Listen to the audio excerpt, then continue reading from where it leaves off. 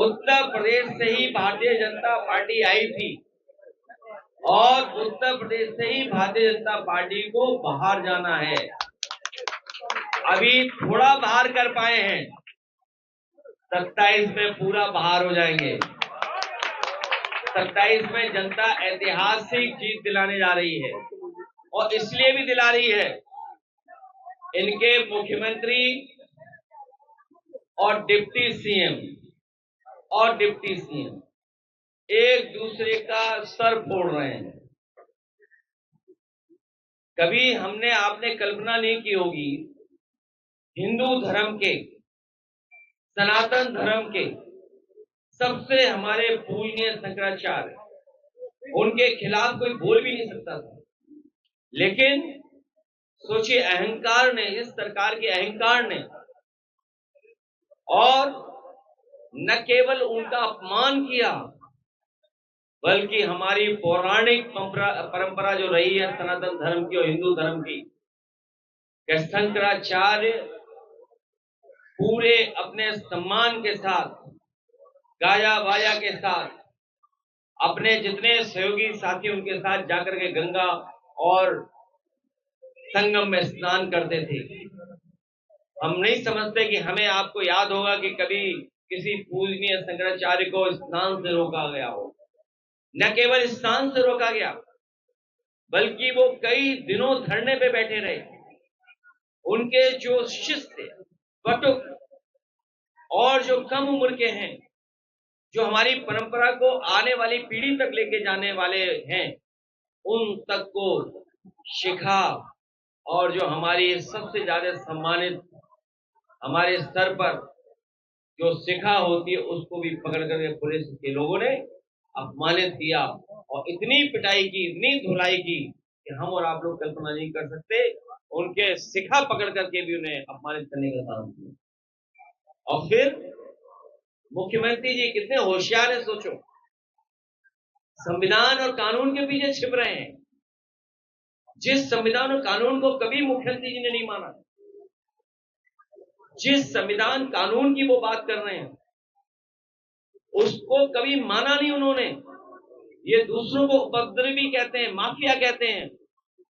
लेकिन 2017 के बाद अगर उन्होंने अपने मुकदमे वापस नहीं लिए होते और जो उन्होंने इलेक्शन कमीशन को दिया है अपना एफिडेविट, अगर एफिडेविट को हम देखते हैं तो अभी तक का इतना उपद्रवी कोई मुख्यमंत्री नहीं बना, इतने मुकदमे भी किसी मुख्यमंत्री में नहीं रहे जितने मुख्यमंत्री पर मुकदमे हैं। उन्होंने अपने मुकदमे वापस लिए।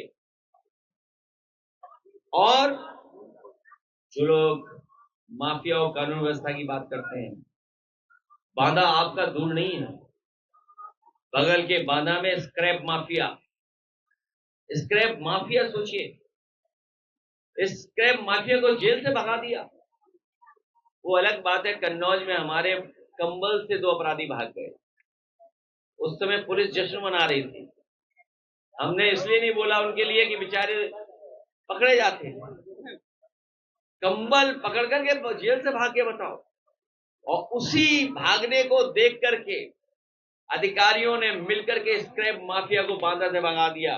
और सुनने में आता है बांदा से ऐसा रूट बताया नेपाल का कि जाओ नेपाल, वहां से हवाई जहाज पकड़ना, देश छोड़ के चले जाओ। होगा तो गणित लगाओ जरा, हिसाब किताब बताइए। 90 किलोमीटर सड़क 7,000 करोड़ की बनी है, 7,000 करोड़ की। हाँ, कोई ठेकेदार अगर नया ठेका पाए, छोटा ठेका पाए, अगर वो मोटरसाइकिल लेके आए तो हम समझ जाते हैं छोटा काम कर रहा है। कोई छोटा ठेका मिला है।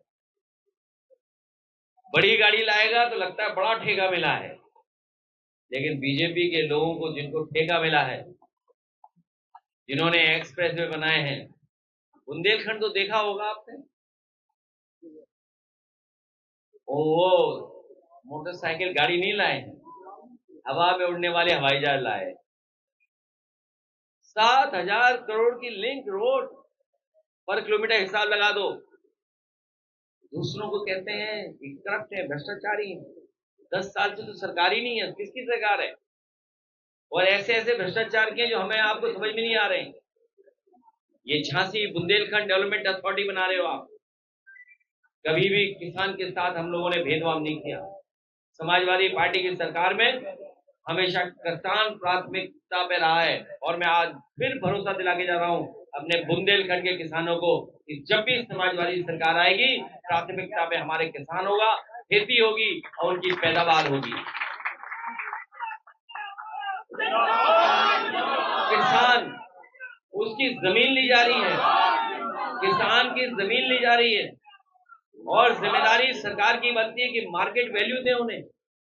मार्केट वैल्यू नहीं दे रहे हैं।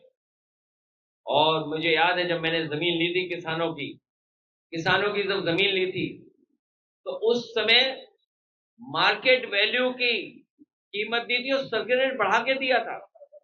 लेकिन ये सरकार सर्किट रेट भी नहीं बढ़ा रही, ना मार्केट वैल्यू दे रही है। किसानों के लिए न जाने कितने हजार एकड़ जमीन ले ली इन्होंने, और वही किसान खाद के लिए गया तो अपमानित हुआ, लाठी खाया, कईयों की जान चली गई, खाद नहीं मिली उससे, फसल तैयार हो गई तो कीमत नहीं दी, कीटनाशक दवाइयां महंगी कर दी, बीज महंगा कर दिया, बिजली महंगी कर दी, और एक यूनिट बिजली नहीं बनाई। मुझे खुशी है इस बात की कि कभी बहुजन समाज पार्टी की सरकार में शुरू हुआ था एमओयू, लेकिन पूरा नहीं हुआ था। उस एमओयू का लाभ उठा करके समाजवादी सरकार में बुंदेलखंड का सबसे बड़ा प्लांट बिजली का अगर किसी सरकार की देन है तो समाजवादी पार्टी की देन है। और हमारे समाजवादियों को याद होगा जब उस प्लांट का उद्घाटन हुआ था तो समाजवादी पार्टी के नेता, आदरणीय नेताजी यहाँ पर आकर के उस प्लांट का उद्घाटन करने का